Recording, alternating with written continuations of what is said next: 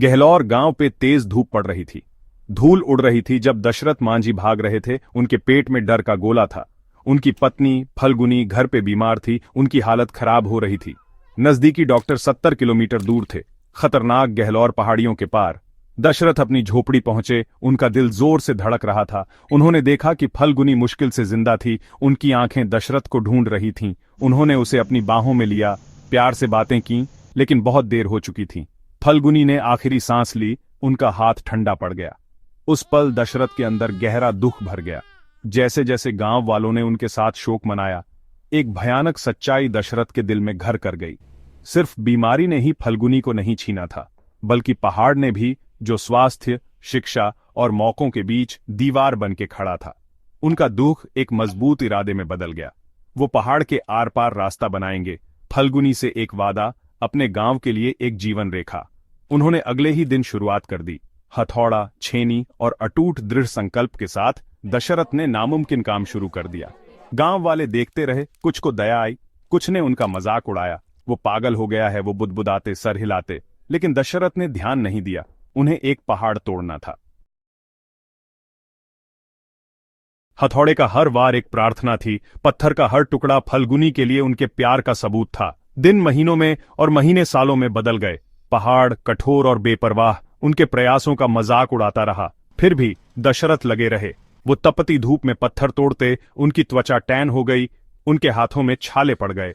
वो सूरज निकलने से पहले उठते, थोड़ा सा खाना खाते और रात होने तक पहाड़ तोड़ते रहते।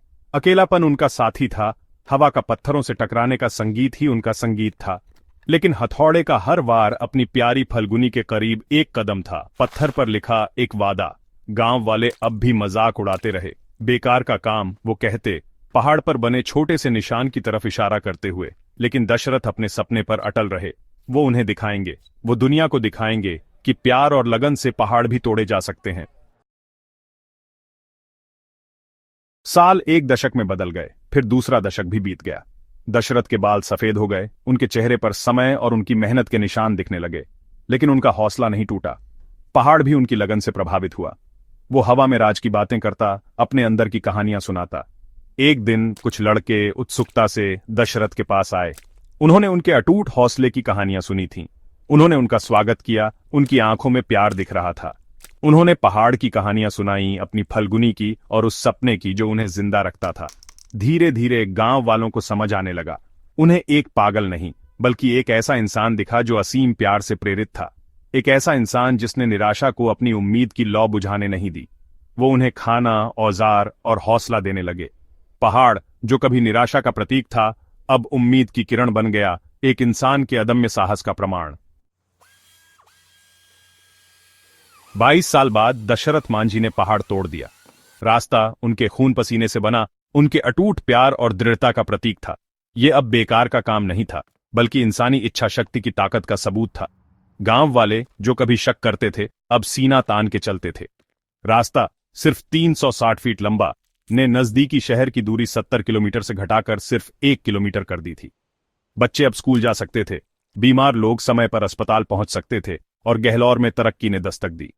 दशरथ मांझी, भारत के माउंटेन मैन, ने सिर्फ पत्थर और मिट्टी ही नहीं हिलाई थी। उन्होंने दिलों को छुआ, उम्मीद जगाई और दुनिया को दिखाया कि अटूट दृढ़ संकल्प के आगे सबसे बड़ी मुश्किलें भी टूट जाती हैं। उनकी कहानी, पत्थर पर लिखी, आज भी लोगों को प्रेरित करती है।